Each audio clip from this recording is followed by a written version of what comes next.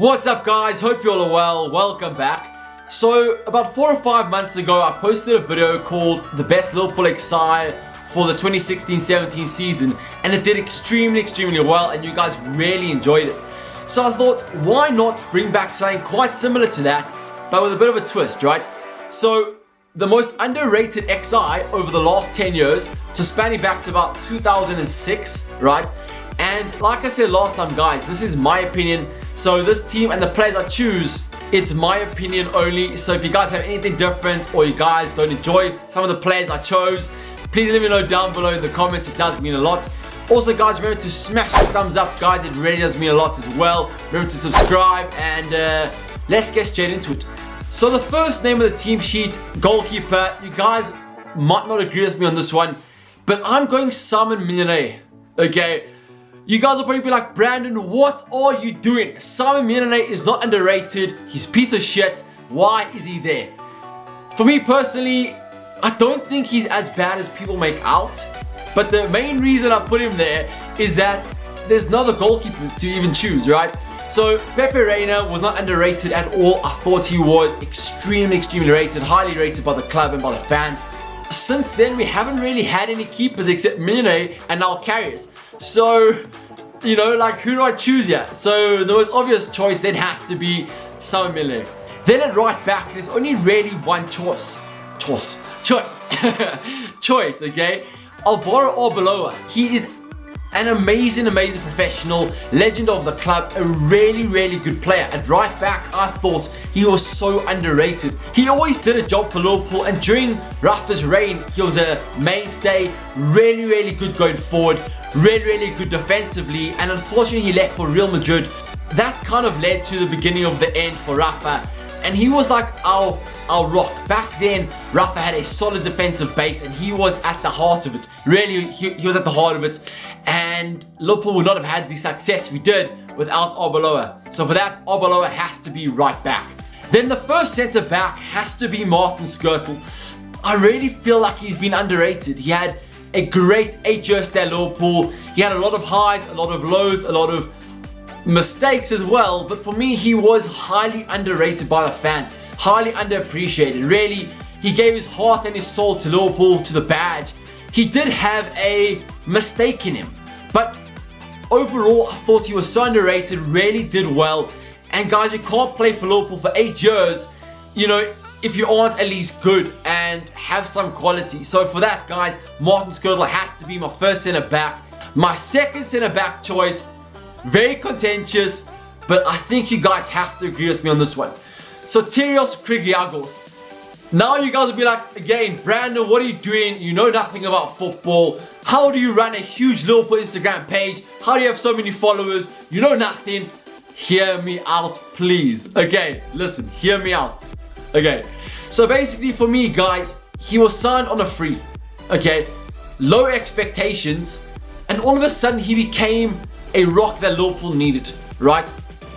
And for me, during our tough times under Rafa in his last season, then under Roy Hodgson, you know, and then under Kenny, like for me, I've always thought he did a good job. I really believed so. And the thing is, coming on a free and doing the kind of job he did, I really thought he left a legacy. Okay, you guys don't laugh at me. Stop laughing. I can hear you behind the camera screen here. Listen, I really believe he was good. Okay.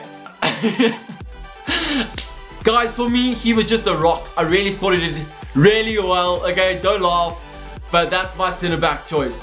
Now to close off the defense, I've gone for Emiliano Insua at left back. For me, once again, I really thought he was underrated. Like, the thing is, he always put a shift in. He may have been a little short, right? And that, for me, was part of his downfall. But I really thought he was underrated. I really thought whenever he got a chance, he did well. And under Rafa, I really thought he, like I said, he did well. And whenever he was called upon, when Aurelio was injured or Riza was injured, you know, he put in a shift. And for me, guys, he always gave 100%. And I don't think his true quality was really appreciated at Liverpool. And he went on to play for Atletico Madrid. And you know, playing for Atletico as well is not a small feat. So for that reason, you know, left back choice, Emiliano Insua. Now for the midfield. The first centre mid position has to be taken up by none other than Lucas Leiva. Same story as Martin Skrtel. A magnificent servant to the club. Really gave his all to the club, his best years of his career to the club. Really gave 100%, a great ambassador on and off the pitch. And every time he was called upon, he really gave 100%, like I say. And for me, he really was not a bad player. And people have always given him shit. I don't understand it personally. No player who plays for Liverpool for more than 8 seasons is shit, or or doesn't have quality, and he has quality. Every single coach has utilized Lucas, has wanted Lucas at the club, and for that reason he has to be in my centre mid position. Lucas Leiva now was meant to be off to Besiktas, but Jurgen Klopp closed down the deal. He wanted Lucas Leiva to be around the squad, and that quality I don't think has been appreciated. So my choice, first centre mid position, Lucas Leiva. The second centre mid position has to go, to me personally, Raul Meireles. He was signed by Hodgson, I believe. I think it was Hodgson, for about £16 million. And he came with a decent reputation, right? And for me, I think he kind of lived up to that.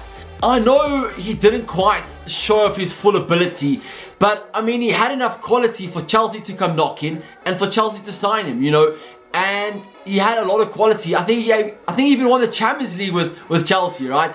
And he was sold under Kenny's reign after scoring a cracking goal on the volley versus Wolves, I think it was, or Blackpool, one of the two. And like I say, I don't think his value or his ability was really appreciated. I think it was kind of undervalued. So that's why he does take that second centre mid position. Then at left mid, there's only really one player that has to fill that position. That's Alberto Riera. For me, guys, Alberto Riera had a cracking left foot. In that 08-09 season under Rafa, he was a mainstay, played a vital contribution for our success. I don't actually know why he left the club. I thought he was really, really good. And whenever he played, I thought he put in a good shift, really gave 110%. And I thought he had some quality to go there. I mean, a wicked left foot, very, very good crosser, could shoot the ball from long range. What else do you need from a left winger, right? So for me, I thought he was sold maybe too soon. But I do believe he had a lot of quality, and that's why he has to take my left position. The right mid position, although he is a fan's favourite, the fans do adore him, I think Maxi Rodriguez, his quality was kind of undervalued. I really believe that. I mean, towards the end of his Liverpool career, he was scoring goals for fun, hat-trick after hat-trick. I mean, I don't even know where it came from, because he was not known as a goal scorer throughout his career. But I mean, what a signing. On a free from Atletico Madrid by Rafa Benitez. And what more do you need? He really was a fan favorite, scored goals for fun, and really worked so hard for the team. And for me, guys, Maxi Rodriguez will forever be a Liverpool legend, personally. I mean, he really was a quality player, and that's why he takes my right mid position. Then a centre attacking midfield, no other than Yossi Benayoun. For me, once again, Yossi Benayoun, he had a lot of quality. Signed from West Ham for £7.5 million, I believe, in about 2007. And he was a mainstay in Rafa's side. And he always contributed to the success that Rafa had in Liverpool. I mean, going away to Real Madrid, scoring that crucial away goal at the Bernabeu. And, just playing a vital role in Liverpool's Champions League campaigns, in the Premier League campaigns. Always coming up with brilliance. He really had such beautiful feet. Not like that, okay? But he just had magic feet, and he always could make something out of nothing. And for me, he was Liverpool's creative light. Liverpool didn't have that many creative players in the side, and he had a lot of responsibility, and I thought he dealt with that superbly. Really gave a brilliant shift to the club. And for me, once again, I believe he will be a Liverpool legend. Then to cap off the team, at striker, we've got no other than the hothead himself, Craig Bellamy. Craig Bellamy, for me, is such a Liverpool legend. Re-signed by Kenny Dalglish, and what a signing he really was. He'll forever be known for that celebration at the Camp Nou for the golf celebration, and for that classic goal in the semi-final tie, first Man City in the League Cup, preparing Liverpool into the final and ultimately winning it. And he'll forever be known as a Liverpool legend, and he kind of epitomizes what Liverpool's about, right? working hard, working your socks off for the badge, and he really gave his all for the club. Really, he loved the club. He had a lot of devotion to the club. Coming back a second time, you know, that is devotion. And you know what?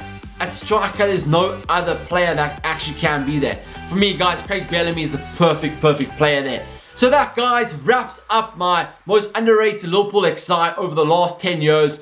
What do you guys think of it? Let me know what you guys think down below in the comments. Who would you guys have? Who would you guys maybe change? You know, let me know down below in the comments. It really does mean a lot.